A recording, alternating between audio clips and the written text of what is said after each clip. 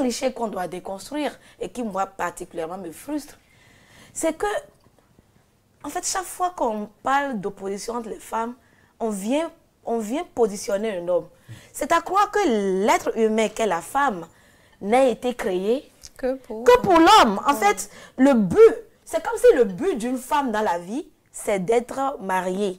Son essence tourne autour de ça. C'est le plus grand accomplissement, le plus bel accomplissement qu'une femme peut avoir. Comme l'a dit Seydou Badian dans Sous l'orage, le plus grand rêve d'une femme, c'est de trouver un mari et de faire des enfants.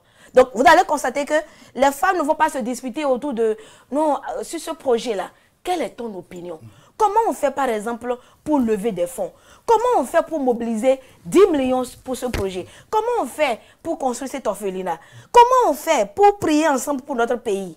Non, quand on oppose les femmes, c'est toujours pour qu'on les ramène à des questions de... je suis la plus jolie. Non, mon mari. Tu me préfères. Elle va m'envier mon mari. Elle va me prendre mon mari. Mais le mari, là, c'est une tasse qu'on peut déplacer comme on veut. Le mari, il y a des hommes à qui on a fait des avances et qui ont dit niet. Ils ont dit niet et ils n'ont même pas laissé de fissures.